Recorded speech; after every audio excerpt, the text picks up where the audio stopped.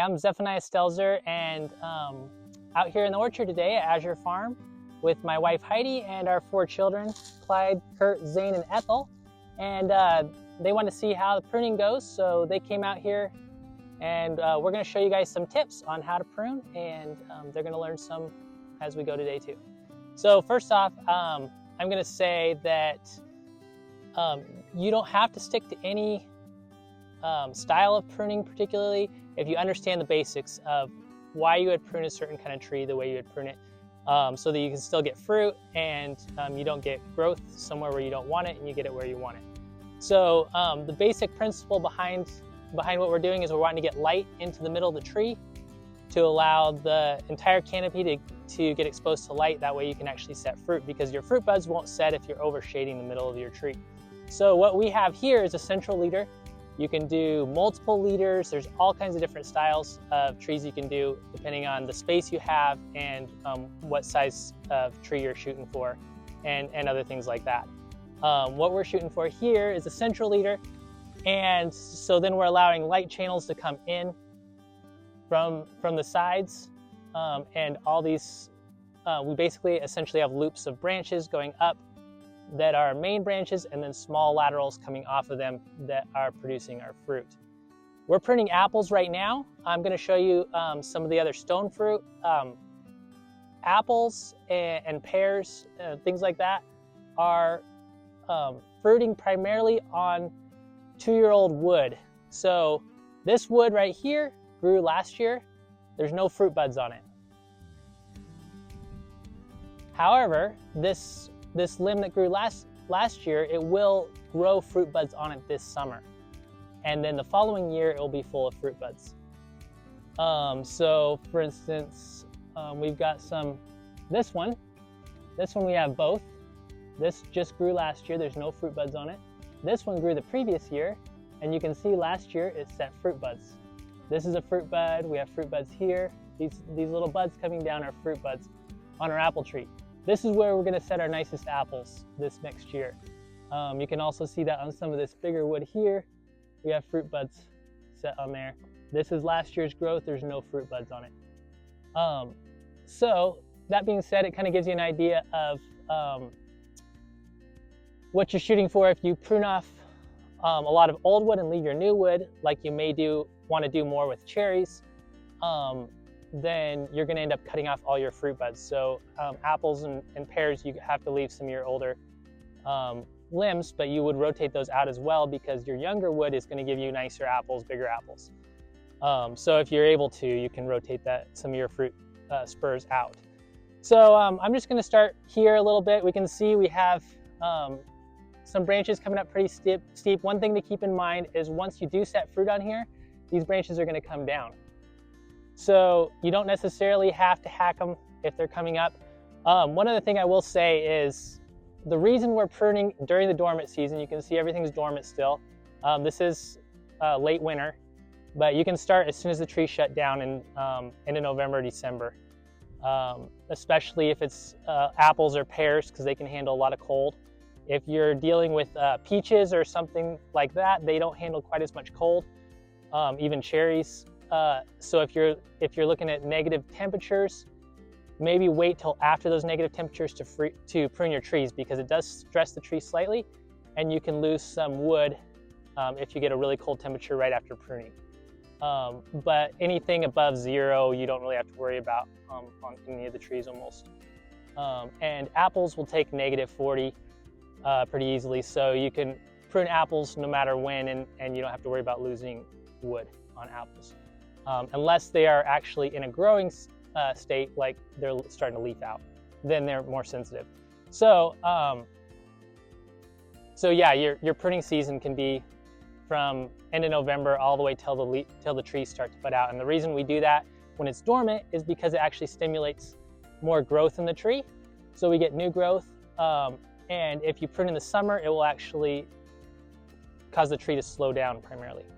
So I'm here with our 4 children, and we're going to do a little bit of pruning on this tree. All right, guys, so what we're going to try and do is open up to get more light in the tree. So we're going to do that. We're going to prune things that are fruiting wood that's coming out to the side is going to be better because we're setting fruit on it. It's going to hang in a nice spot. If you have spurs that go straight up like this, not as ideal because they're going to come down on top of the main branch, and you're going to end up with scarred fruit or damaged fruit. Spurs that come straight out the bottom, they're also not quite as ideal because the sap tends to want to run down the branch and prioritize up or sideways. So your fruiting spurs going down are going to produce smaller apples. So if you have an option to have a nice one going out the side, how about this one over here, Zane? Prune that one off instead of this one. If you have an option of something coming out the side versus out the bottom, then take your bottom one off and leave the side one. If you don't have the option, you still are going to get fruit coming out the bottom. It's just quality of your fruit is not as good. So that's why we're kind of shooting for that. So we're just gonna take out some of this extra wood, and don't worry about pruning the wrong thing. If you do take something off, it'll come right back. Next year you have the option to leave more wood. The tree's always growing, so.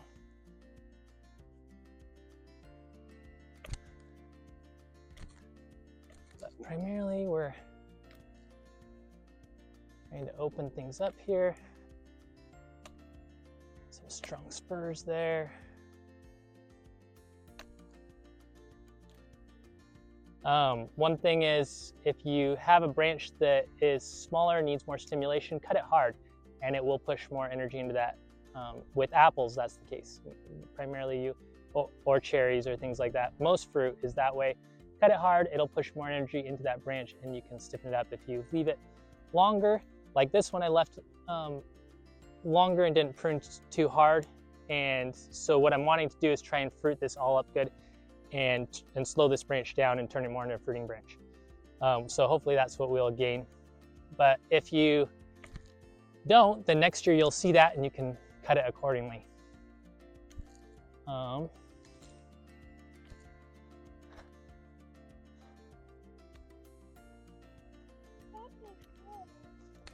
This one I was just stiffening up some because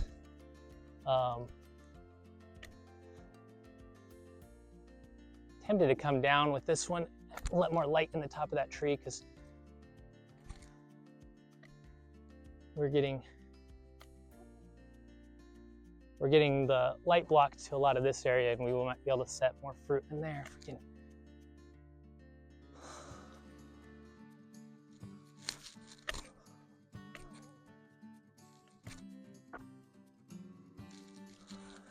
I'm gonna try and fruit this branch, but it may ultimately have to come out and rotate out for another one later on because it's pretty strong, stronger than what I really want there.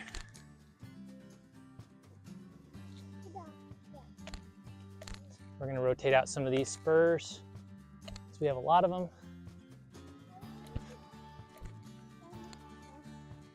Gonna climb up the tree. You can do that. Apple trees are pretty strong. Some of this low wood. Oh, you're pruning on that one. Good job, Ethel.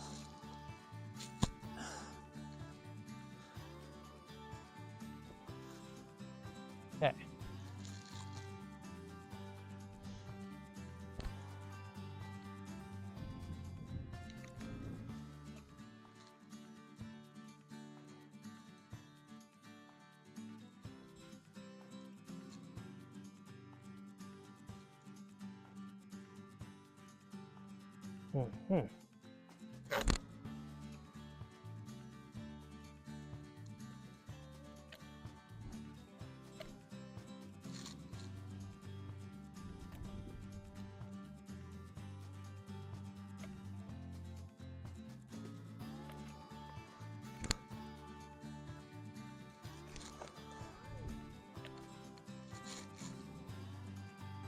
All right. So you can see we're just trying to open up some light channels coming into the tree. Kurt's doing our high pruning there.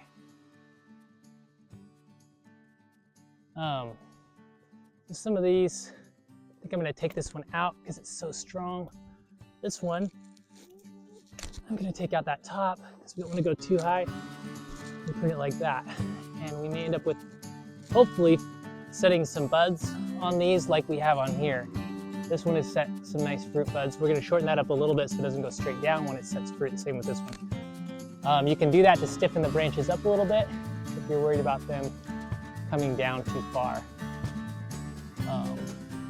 And it will actually strengthen the branch some. And like I said, it will stimulate the branch to grow more if you cut it harder. So if you see a lot of fruit set on there, just stiffen it up a little bit if you're afraid of it basically bending down into a U shape when it sets fruit. Okay, so we're getting close on this tree. I think we're gonna go ahead and take this one. Yep, you can top that, Kurt. Hey, who needs a ladder? Just climb the tree and prune it, huh? You need a ladder, Zane? Okay, so that's the basics with apples. Like I said, you can cut it however you want to shape your tree, as long as you understand kind of where the fruit is going to set on your branches, and that you want to get light into your tree, ideally. Some people will do, like, if you have a big space, you can spread your tree out and just get light in through the top. Not very efficient in an orchard because it takes a lot of ground to spread out your tree like that. But a lot of the old orchards used to do it that way because they had a lot of space and they were spreading their trees out on purpose for moisture purposes. Here we're under irrigation, so we're trying to maximize the amount of trees that we can grow in the acreage and basically fill it up without shading our next neighbor tree out. So we're keeping them under 10 feet for,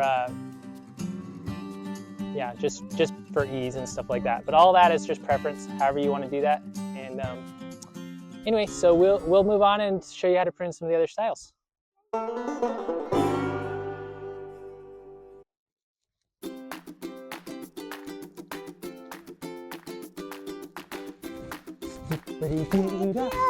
Hippity-day, me, oh my, what a bright sunny day.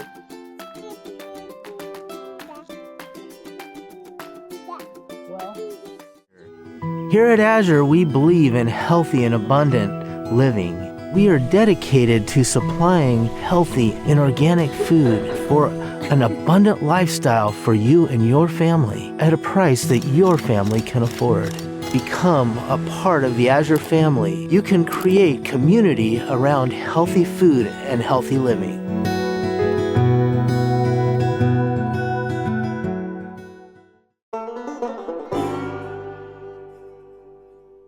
Okay, so I chose this tree because it's a smaller tree, and I want to show you if you just planted a tree, it might look similar to this. And so I want to show you what we're going to do here forming it.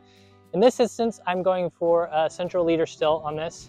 So we're going to choose some of these branches. We're going to shorten them up to try and invigorate them. And we're just going to leave branches that are kind of in the right spot. We're going to thin this out so we can open this up to more light here.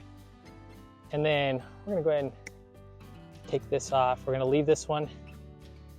So basically what we're just trying to do is leave some, and we're going to go ahead and thin out these, or take these out completely on this side, in hopes that we get a better, we're likely going to get shoots out of here because there's a lot of light in here. And then the top, we're just going to stiffen and strengthen up the top. So we're going to choose a bud going into the wind, and we're just going to cut it off like that. And then next year it'll shoot bud out here. But we're wanting to strengthen the bottom. It's all right. She's doing fine. We want to strengthen the bottom, so we're going to bring that tree down. And then that's all there is to it. So what we're shooting for is some branches out here. These are going to sprout branches off that we can form further into the tree next year. So it's pretty simple. And if you're going for some other style, like a steep leader, then you probably would have cut all these little ones off and left this one and this one to try and spread out for a central leader and get another leader out there. Or you would have whacked the whole thing down and hope for something stronger from down lower. But in this case, this is actually perfect for central leader. That's what we're shooting for. There you go. All right, we're here in the cherries now at the Azure Farm Orchard, and I'm going to show you how we prune cherries. There's some things that are a little bit different. Primarily, we're producing fruit on the wood that grew last year. And also the newer the wood on cherries, you're going to get better quality cherries, bigger cherries. So other than that, we're still trying to open up and get new light in there, but we're trying to rotate out some of the old wood, keep some of the new wood. So we may do some bigger cuts and things like that. I think Clyde is gonna help me cut some out with the big saw here. I think we're gonna take this one out, Clyde, and bring it down all the way to here. And we're gonna try and get some more new growth out of that area and take this branch out of here.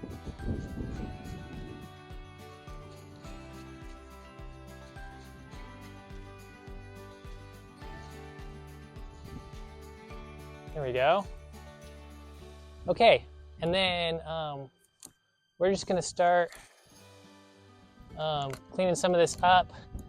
You can see some of this older growth. It will spur up nicely and still have a lot of fruit spurs on it, but this is gonna give you a lot of smaller cherries. So if you want nicer, bigger cherries, then you wanna take this wood out and leave newer wood like this. You can see all these cherries set here are gonna give you some really nice quality cherries on this. And then somewhat the same idea, if they're growing straight up, your cherries are gonna land on top of the branch, and if they're growing straight down, there's gonna be a little less energy, so that's also gonna give you smaller cherries. In this case, it is somewhat down, but it is growing out too. So either way, I mean, don't overthink it.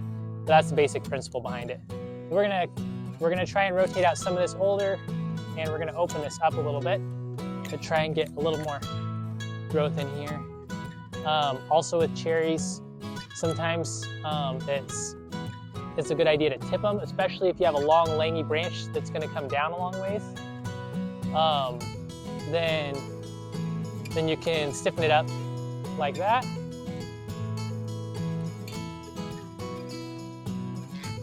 And so we are just gonna do the same thing here. This one is kind of growing up in the middle of everywhere, but these cherries on here are gonna be really nice big cherries. So I think I'm gonna try and fruit this, at least for 1 year, and then we may cut it back to another branch or something next year. So we're just gonna leave that for right now, even though maybe it's not ideal, but it is ideal fruiting wood. If you have some nice big new growth like that, you're gonna set some very quality cherries on that. And we're just opening up here.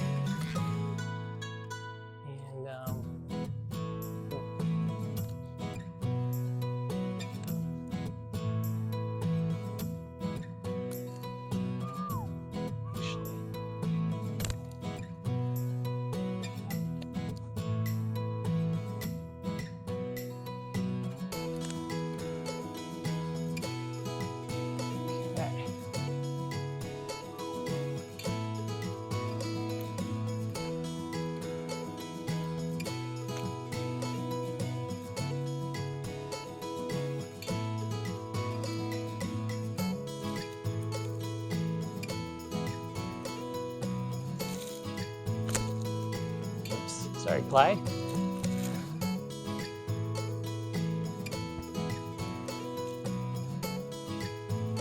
And let's see if we can reach that. There we go.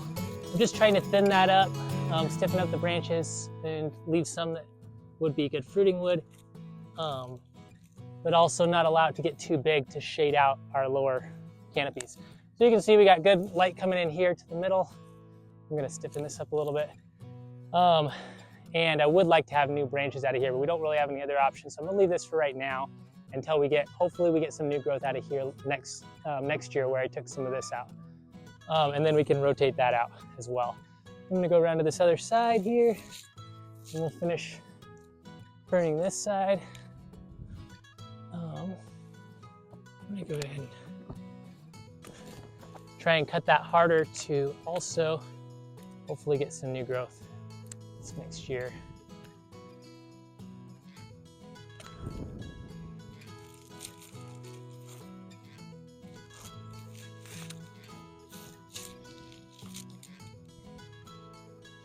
Yep.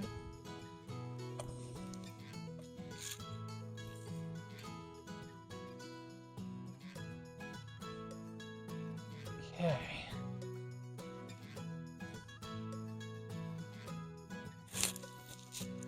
I'm going to rotate out that top, and we're going to get some new growth. When you cut it hard, usually you're going to get push out somewhere else there. So same with this one. I'm going to cut it back here, fruit this, and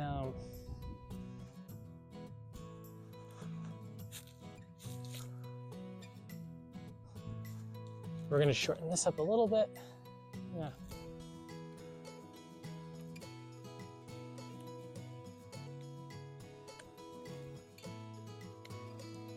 Or I might just take that one out and shorten that up a little bit. I'm just gonna fruit on here because there's so much fruit already on there that we're gonna be better off pushing more energy into that fruit and taking off those smaller branches to the side. And there you go. That's about all there is to it. Really similar, whatever pruning style you're doing or pruning shape you're doing of your tree. The principle is just allow some light to come in, and on cherries, leave some bigger wood for better quality cherries. Try and rotate out some of your older wood, which isn't necessarily the case with apples. You have to leave the smaller wood to fruit up. Sometimes you can get bigger wood to fruit up, but a lot of times your bigger wood will just turn into suckers on apples. Whereas in the case of cherries, you're actually going to set some of your nicest quality on your bigger suckers, as long as they're coming out a little bit of an angle. So anyway, that's it for cherries, and we'll move on and prune a couple other kinds of trees.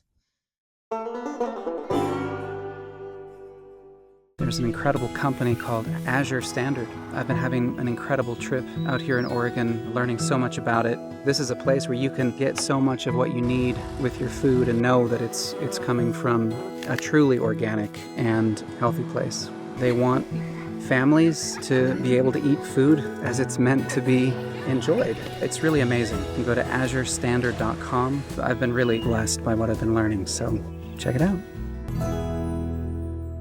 All right, we are here in one of our peach blocks now at the Azure Farm, and I'm going to show you basic pruning on a peach. There's a lot of similarities. It's a stone fruit just like cherries, so we're getting a lot of our fruit is on the new wood, and also we get some of our best fruit on our bigger new wood. Same principle, we're just trying to open up, get light into the canopy of the tree. And so we're thinning that out, and then we're going to do some cuts to take out some of the old wood, bring in some of the new. One thing I would say with peaches, if you top a cherry, it'll invigorate it and push around out the side. Peaches are not so much that way. If you take this top bud off, it will slow that down a lot. So if you don't want to, then just leave it, don't tip it, unless you're specifically wanting to slow that branch down. Because what you'll have is a little bit of dieback, and you might get a lower branch to come out. So peaches are a little bit less likely to push from the top buds when you tip it. Sometimes they still do, but yeah, that's one difference. So we're gonna come and take out some of the smaller wood, open it up. Yes, you can prune some, Zane. When you take out this one, some of the old wood like that, and some of these. Okay. We're gonna take out some of these thinner wood. Yep. I'm gonna take out that.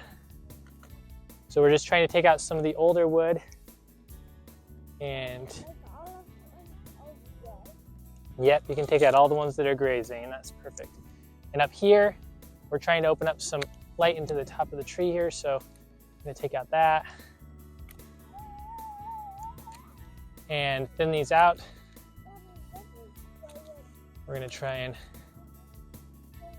take out some of the small wood,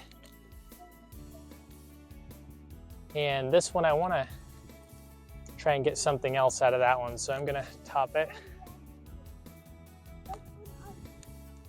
and then we're just going to, all these are pretty good suckers up here. We're just gonna try and open this out and thin them out so that we're able to set some nice peaches on what we leave. I'm gonna go ahead and, if you have time, thin out these smaller branches going up, and that'll give more energy into that branch instead of spreading it out so much. Okay. I'm going to go ahead and take this branch. One of those branches has to come out because they're crossing each other. So I'm going to see if we can get something from this one here. What I'm hoping is we're going to set some of these peaches. This branch is going to come down. So that's what I'm shooting for. Obviously, you don't always end up with what you're shooting for, but if you don't, you can always cut it off next year and do something different. still a little bit crowded here.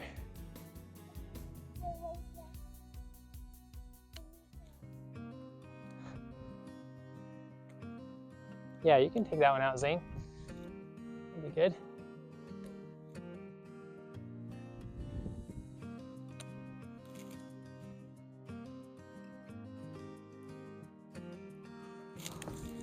Okay. Opening up to get light in here again. Oopsies. Same thing with your stacked branches. Take one of them out to open it up more. I'm gonna do this to bring more light into the tree. Yeah, you can prune that one, Ethel, that's fine. Good job. So,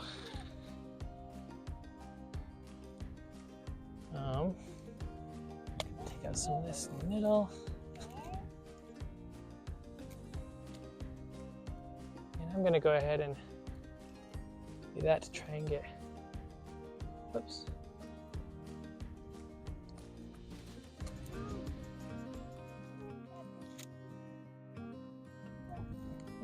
Why don't you just prune this one?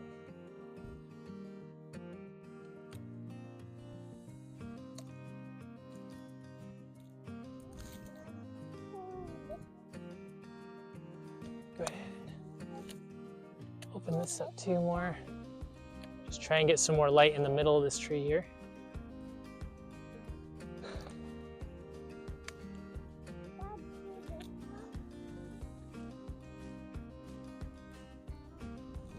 You can leave that one, Zane.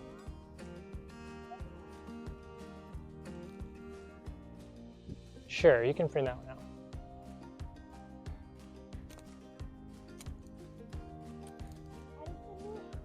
Go ahead and take that one out. Yeah, it's looking pretty good. I think I'm gonna go ahead and take that out here just to try and open that up a little bit more. Get more light channels in here. And yeah, I think that's pretty much it. So you can see we got some nice strong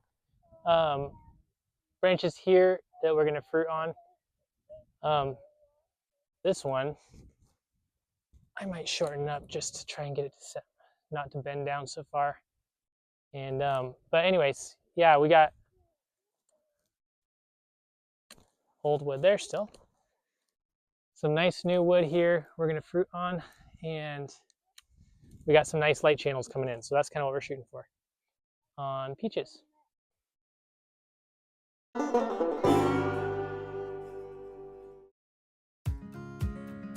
We have a big announcement. We are introducing our new line of organic Castile liquid soaps. And when we say organic, we're talking about all of the oils in our soaps are organic, which I think is pretty unique. Not many liquid soaps have all organic essential oils. We're pretty pleased about that because it's important. So we have unscented and lavender. Those two formulas are made special with aloe vera and shea butter. So they're mild, they're gentle, they're softer. They do a very good job of cleaning, but they're just a little bit gentler on your skin. And then we have the other 5 scents that are made with jojoba and hemp oils, all organic, of course. And the jojoba and hemp oils have become somewhat standard for what a lot of people expect for Castile liquid soap. And we have it in citrus, eucalyptus, tea tree, peppermint, and this special one, which is limonene. Of course, it's organic limonene from citrus peels, and limonene has a little bit of extra grease cutting ability. So if these don't quite cut the grease as much as you'd like, then adding limonene in this formula really is going to help with that grease cutting. We have them in 2 ounces, and we have them in 12 ounces. The 2 ounce is perfect for taking with you on the airplane because it's under the limit and you can take your good soap with you. And if you would like, you can also get these in 3 packs from Azure. So 3 packs of 2 ounces and 3 packs of 12 ounces. And if that's not enough for you, and you would like to buy in bulk, we do offer under the Azure Clean brand, we're offering the same formulas, but in 32 ounce and in 1 gallon and in 5 gallon sizes. So look for that under the Azure Clean brand. We hope you will give them a try. Let us know what you think.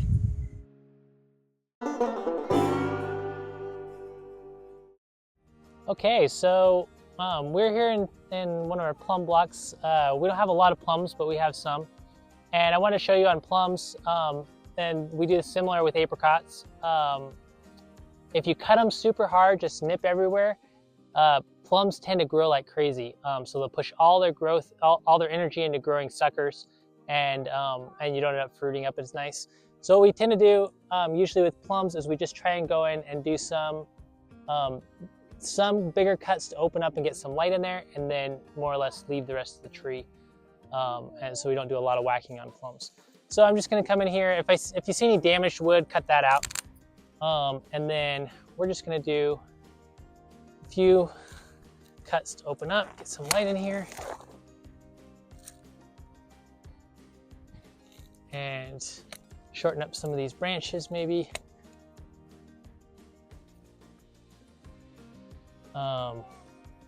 I'm not going to be as picky about getting light in there perfectly either, just because I don't want to overcut and turn this tree into a lot of suckers. Look.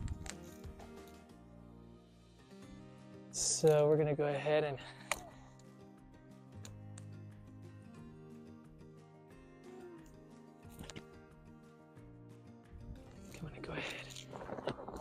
this one off. Open up some light into there.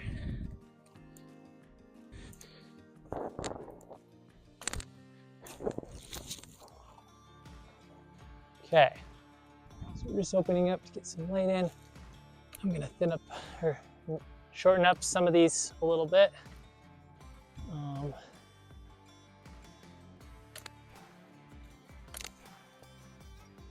Sorry about that, Zane.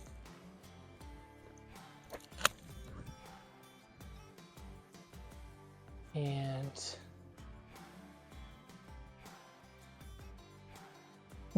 tempted to just do this. I think that's what I'm gonna do.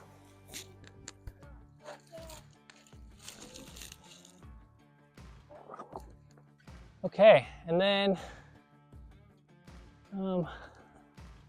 that's close to where I want to be on that, I think.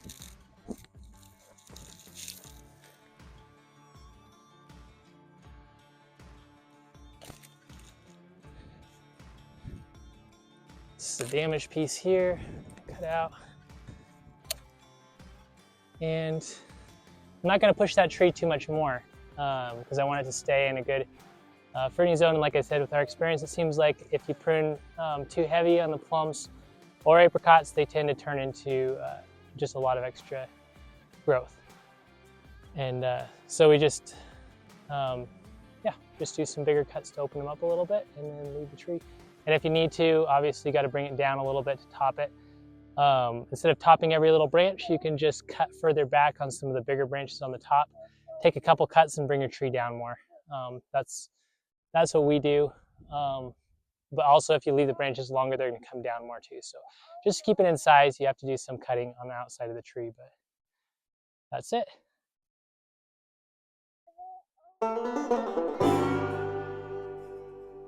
Okay, so we've been pruning trees in the Azure Farm orchard, and we have a few vines. I thought it would be interesting to prune vines because they're different than any of the fruit trees we've pruned so far, in as much as if you try and find the fruit bud on this vine, you will not find it.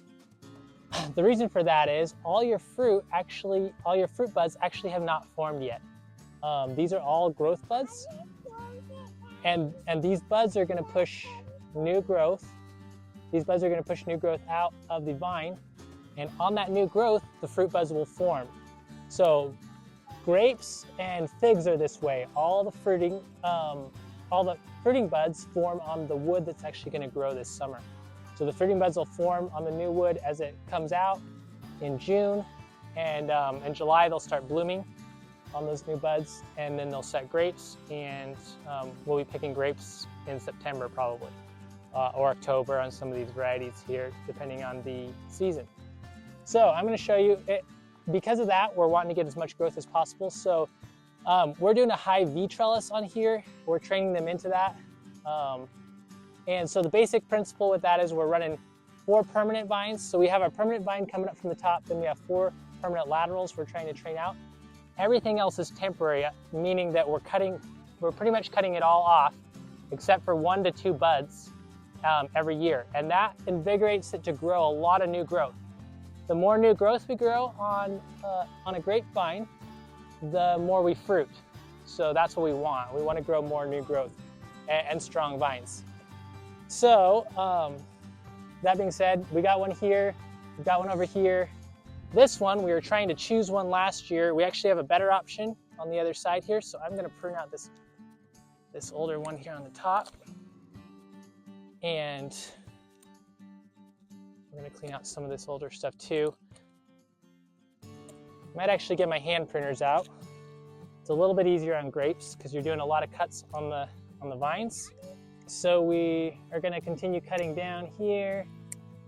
You can see our new vine, we're going to leave 1 or 2 buds. And take that up completely. Clean up some of this.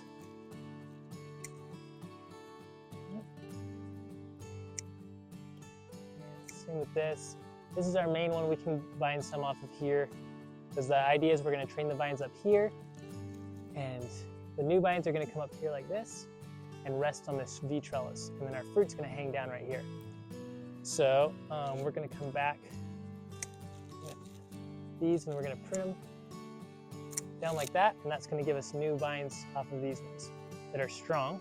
That's what we want. Same thing here. Now down low here, this is going to be to deal with. We're just going to take this off. And if you add somewhere where you have them up on a trellis like this, you could run sheep or goats in here, and anything that would come up off the vines, they would just clean up off the ground. We have some troubles doing that here because of Oregon tilth restrictions with animals running under the vines. So it would be nice to be able to do that, but we have some troubles with that right now. So anyway, that's just an idea. Something that could be done. We're just going to move on down this next lateral going this way. I forgot to get this one. So you can see we're just pretty much cutting everything back to try and get new growth. Here's some clusters last year that got eaten by the birds. We lost some to the birds. You can see they like the grape vines. We have a nest right here in this grape plant. It's pretty convenient to be able to eat grapes right from your nest. So we're gonna finish down here. Then this is a little long. I think I'm gonna go ahead and take this end off because we're gonna train another vine down there.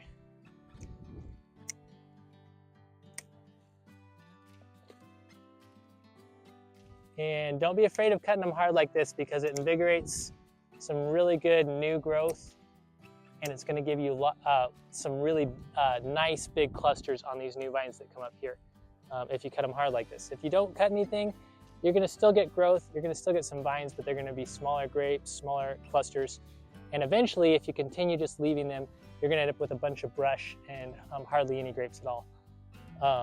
But for the first couple years, if you just left them without pruning them, you're going to get quite a few grapes still because there's still enough energy in the plant to push a lot of growth off of a lot of different buds because you're multiplying your buds out.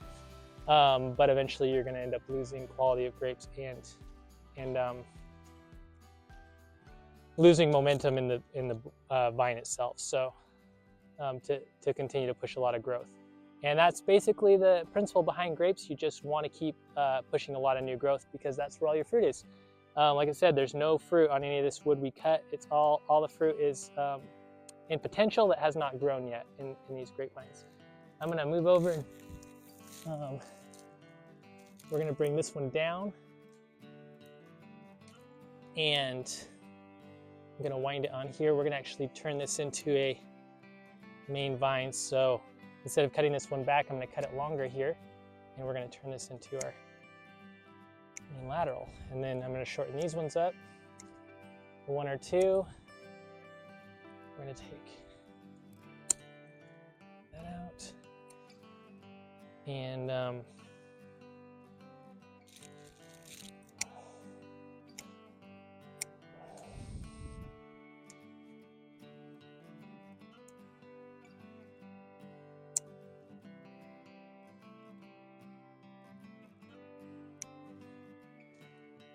this one. And there you have it. It looks like a pretty bare vine now, but that is going to give us some really nice vines coming off of here that we're going to bring up and lay on top of this trellis. And like I said, that none of our fruit is on this. All of our fruit's coming off of these new vines that are going to grow. So that's a basic on how to prune grapes, and obviously there's all kinds of trellises you can do. My parents have an arbor that they do where and with that they just bring the old vines up partway up the arbor, and then all the new growth grows right over the top of the arbor, and the grapes fall down between the panels. They use some cattle panels and made an arbor out of it. So you can do it that way. You can grow your main vine a lot longer to get it where you want it, and then prune your growth there. The vines will actually go almost, I don't know, I've seen 20-foot grapevines before, so you can run them as long as you want. In this case, we're just running them 4 feet up and then being off for the style trellis we have. So it really has to do with what style trellis, and then you just, and then the same principle applies. You just cut them hard to get a lot of new growth.